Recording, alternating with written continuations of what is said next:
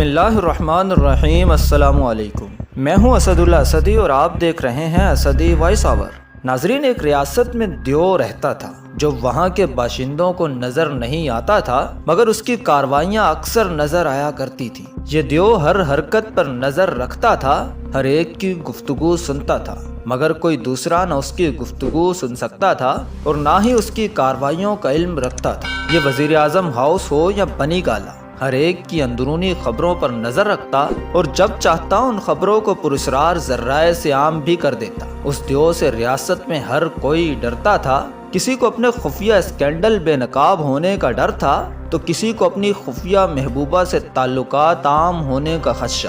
سیاستدانوں کو اپنی کرپشن کی کہانیاں سامنے آنے سے خوف آتا تھا تو صحافیوں کو اپنی خبروں کے ذرائع بند ہونے اور اپنے خلاف تشہیری مہم چلنے کا اندیشہ ہوتا۔ بابو خان بزدل تھا، اس لیے وہ بھی اس دیو کے سامنے جھکا رہتا اور اسی کے فرمان پر عمل کرتا۔ اگر نہ کرے تو پھر اس کی خیر نہیں ہوتی تھی۔ ہمارا دیو دنیا کی دوسری کہانیوں کی طرح آدم بو نہیں کرتا، بلکہ وزیر اعظم بو کرتا تھا۔ یہ منتخب حکومتیں بناتا، اکھاڑتا اور وزیر اعظموں کو کھاتا تھا۔ اس عمل میں دیو نہ تو نظر آتا اور نہ ہی اس کا کوئی کردار نظر آتا تھا۔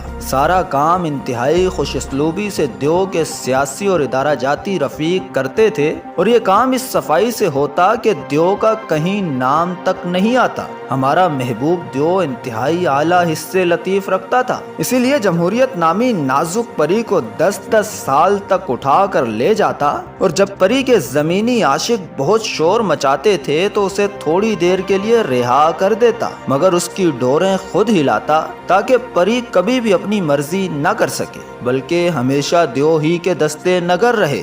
دیو صاحب کا فیصلہ حتمی ہوتا تھا۔ یہی نواز شریف کو میڈ ان پاکستان بنا کر سیکیورٹی رسک بینظیر بھٹو کے خلاف میدان میں لائے تھے۔ سیکیورٹی رسک بینظیر بھٹو ملک کے دشمن دہشت گردوں کے ہاتھوں قتل ہوئی تو دیو صاحب کو میڈ ان پاکستان نواز شریف بھی غدار لگنے لگا، اسی لیے اقتدار سے پھینک باہر کیا۔ اس کے بعد دیو کی نظر عمران خان پر پڑی تو عمران خان وزیر اعظم بن گئے اور 4 سال تک پچھلی مجبور پریوں کی طرح اسی دیو کے در کی گھنٹی بنے رہے اور جب علم بغاوت بلند کرنے کی ٹھانی تو سلاخوں کے پیچھے جھونک دیا گیا اور اب تک وہ اپنی نافرمانی کی سزا کاٹ رہے ہیں۔ اور لگتا یوں ہے کہ الیکشن 2023 میں بھی خان صاحب کو اس دیو سے بے وفائی کا بھرپور خمیازہ بھگتنا پڑے گا۔ یوں تو یہ دیو پراسرار اور نہ نظر آنے والی بلا کا نام ہے، مگر آپ حضرات میں سے اگر کوئی شخص اس دیو کے نام یا شعبے سے آشنا ہو تو کمنٹ باکس پہ ہمیں ضرور آگاہ کیجیے گا۔